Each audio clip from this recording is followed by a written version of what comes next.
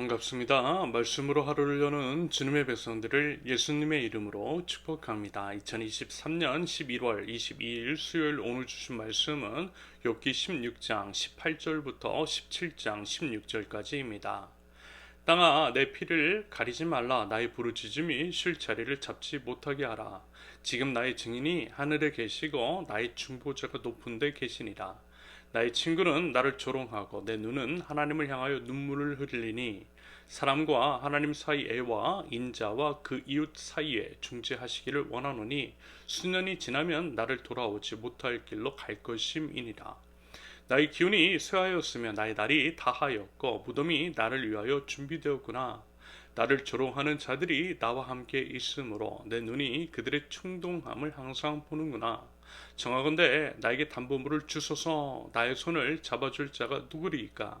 주께서 그들의 마음을 가리어 깨닫지 못하게 하셨사오니 그들을 높이지 마소서.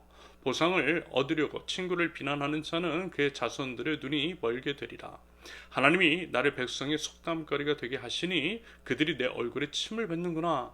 내 눈은 근심 때문에 어두워지고 나의 온 지체는 그림자 같구나.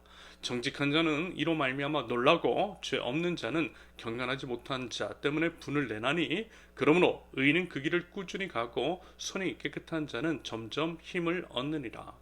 너희는 모두 다시 울지니라. 내가 너희 중에서 지혜자를 찾을 수 없느니라. 나의 날이 지나갔고 내 계획 내 마음의 소원이 다 끊어졌구나. 그들은 밤으로 낮을 삼고 빛 앞에서 어둠이 가깝다 하는도다. 내가 소리 내 집이 되기를 희망하여 내 침상을 흑암에 펴 놓음에 무덤에게 너는 내 아버지라 구더기에게 너는 내 어머니 내 자매라 할지라도 나의 희망이 어디에 있으며 나의 희망을 누가 보겠느냐. 우리가 흙 속에서 쉴 때 있는 희망이 수월의 문으로 내려갈 뿐이니라. 아멘. 여러분 혹시 이제 죽을 것 같은 그런 고통을 겪어보신 적이 있으십니까? 차라리 죽는 것이 나을 것 같다라고 하는 그런 심정, 그런 절망적인 상황, 희망을 도저히 꿈꿀 수 없는 그런 지경에 이르러 보신 적이 있느냐라는 것입니다.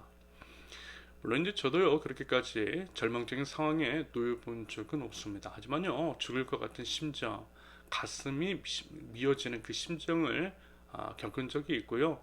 죽고 싶다라고 하는 생각도 해본 적이 있습니다.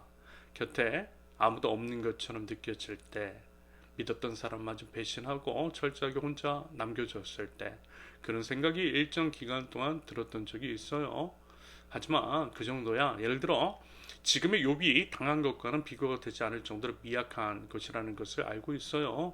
그리고요 참 감사한 것은 그래도 한 사람은 그래도 이제 감사한 것은 그래도 이제 한 사람은 제 곁을 지켜주는 사람이 있었고요. 그래도 우리 주님에 대한 소망은 품고 있었다라는 것입니다. 신기하게도요 그랬어요.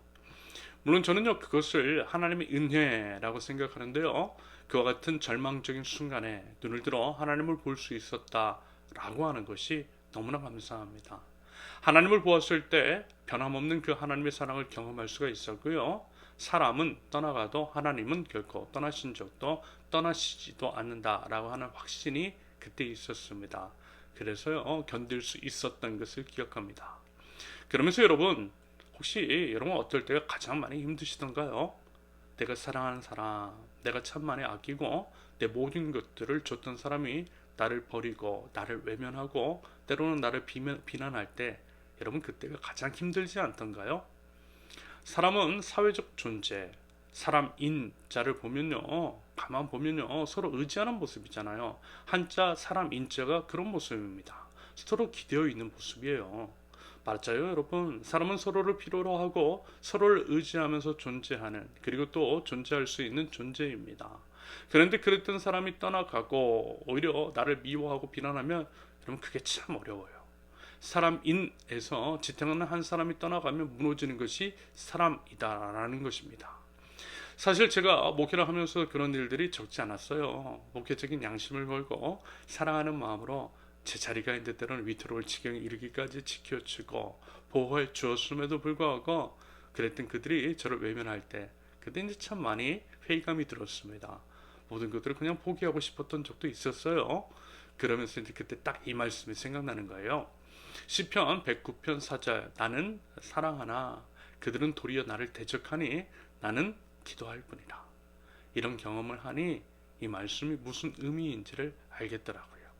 시편 기자가 왜 이렇게 고백을 했는지 그 심정이 이해가 갔던 적이 있습니다. 여러분 어제도 말씀을 드렸죠. 결국요 하나님밖에 없더라고요. 하나님만이 우리의 소망임을 절실하게 깨달았습니다. 그래서 더 기도했고 그래서 더 하나님께 부르짖었고요. 그러한 과정 가운데에 하나님께 더 깊이 나아갈 수 있었음을 고백합니다. 그래서요 이제는 사람을 믿거나 사람을 의지하지 않아요. 말하자면 하나님께서 그 훈련을 시켜주신 것 같다라는 생각이 들었습니다. 그래서 이제는 이렇게 생각해요.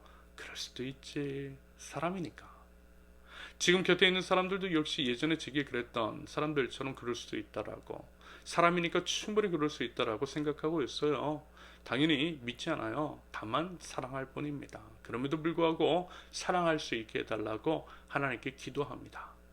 제가 작년 1월 21일 귀국과 함께 교회 개척을 시작했는데요. 그때부터 지금까지 물론 이제 지금은 많이 나아졌지만 이런 것들을 조금 이제까지 이제 살아오고 사역하면서 경험했던 것들보다 조금은 더 경험했던 것 같아요. 그 과정을 통해 좀 더 단단해진 것 같습니다. 하나님께서 그렇게 만져주시고 단련시켜 주셨다라는 생각입니다. 그래서 이제 감사해요. 그리고 더더욱 주님만 의지하며 나아가려고 합니다. 그 마음을요 늘 새롭게 다짐하고 있어요. 우리 각자도요 여러분 꼭 그러할 수 있기를 바라요. 하나님을 더욱더 의지하자라는 것입니다. 그러면서도요 하나님 안에서 우리는 우리 서로에 대한 사랑과 신의를 꼭 지킬 수 있기를 부탁드리고 싶습니다. 왜냐하면 여러분 그래도요 아무리 사람은 믿음의 대상이 아니라 사랑의 대상이며 언제든 변할 수 있다라고 하는 생각은 있지만요. 그럼에도 우리가 하나님을 왕으로 모시고 있고 섬기고 있고 따르고 있는 하나님 나라 백성이라고 한다면 이래야 하지 않을까요? 우리가 진짜 하나님 나라 백성이라면요 그래야 한다라는 거예요. 왜요? 우리가 믿는 하나님이 그런 분이시니까. 무슨 얘기냐면 하나님처럼 서로에게 든든한 그리고 믿고 의지할 만한 존재가 되어주면 그런 존재가 되겠다고 다짐하면서 그렇게 이제 실천해 나가면 얼마나 좋겠느냐라는 것입니다. 견디고 버틸 수 있는 그 한 사람, 제가 참 많이 어렵고 힘들고 죽을 것 같은 심정이었을 때 한 사람이 곁을 지켜주어서 그래서 힘을 낼 수 있었던 것처럼 보이지 않으시는 하나님 대신해서 하나님의 역할을 그 사람이 해주었던 것처럼 누군가에게 우리도요 그러한 사람이 되어보자라는 것입니다. 저도 그 한 사람 되기를 원하고요. 우리 공동체가 그러한 공동체가 되기를 간절히 소원합니다. 여분요 원망하고 한탄해요. 본문을 보시면 금방 느껴지실 거예요. 차라리 죽고 싶다라고 하는, 차라리 죽는 것이 낫겠다라고 하는, 곧 죽을 것 같다는, 죽음이 임박했다라고 하는 절규가 가득합니다. 아마 욥의 이와 같은 절규에 가까운 호소와 한탄이 마음에 깊이 와닿는 사람은 그와 같은 경험을 해본 사람일 것 같아요. 이런 경험이 없는 사람이 과연 욥의 심정을 온전히 헤아릴 수 있을까요? 아니요. 결코 쉽지는 않을 것입니다. 이런 맥락에서 또 감사한 게 있어요. 감히 욥이 처한 상황이 견줄 바 못되지만 앞서 말씀을 드렸듯이 그래도 미약하나마 비슷한 맥락의 일들을 조금은 겪어본 경험이 저에게도 있기 때문입니다.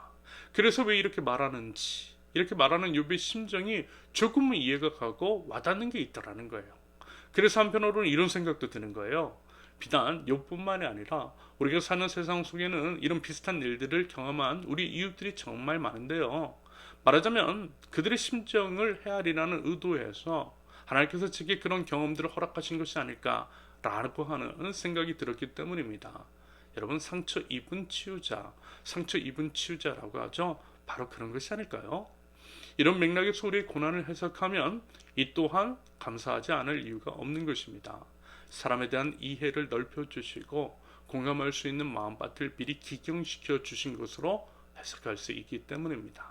이런 인식이 있다 보니 이와 같은 생각이 들어요. 크고 작은 어려움, 고난 같은 것들, 예기치 않은 일들을 당했을 때 이번에도 하나님께서 나를 더 넓혀주시려는구나 라고 하는 생각이 들어요. 그래서 또 감사하게 됩니다. 그리고 또 알거든요. 이 또한 지나갈 것이라는 것을 말입니다.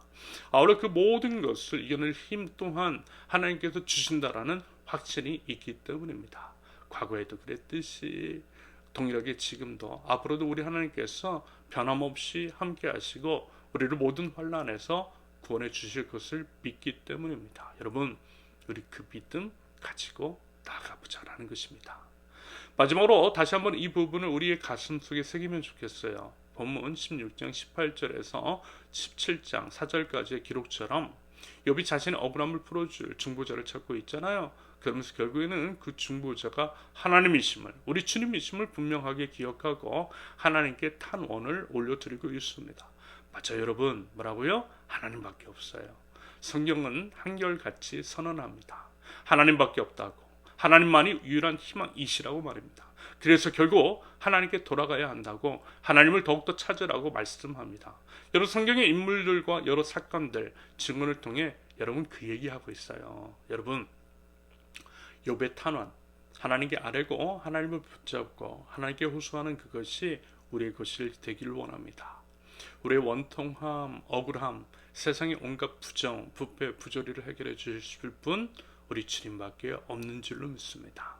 나의 억울함이 깊어지고 세상이 더 어두워질수록 눈을 들어 하나님을 더욱더 앙망하고 입을 열어 하나님께 부르짖을 줄 아는 하나님 나라 백성, 오직 하나님으로 인해 모든 것들을 이겨내고 결국 승리하는 하나님 나라 백성들, 저와 여러분들이 되실 수 있기를 예수님의 이름으로 축원합니다. 함께 기도합니다. 하나님만이 저희 유일한 소망이십니다. 억울함과 원통함이 찾아올 때 더욱 눈을 들어 하나님을 바라보게 하시고 귀를 열어 하나님의 음성을 듣게 하시며 입을 열어 하나님께 부르짖게 하옵소서.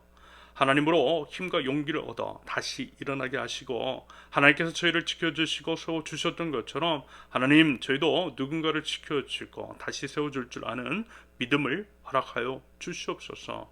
무엇보다 이 땅의 괴로움, 고통의 원인이 되는 세상의 모든 죄악들을 사하시고 황무한 이 땅에 하나님의 정의가 온전히 실현되는 하나님 나라가 임하게 하여 주시옵소서. 예수님의 이름으로 기도합니다. 아멘. 하나님께서 오늘 주신 말씀과 각자의 기도 제목을 놓고 우리 잠시 기도합니다.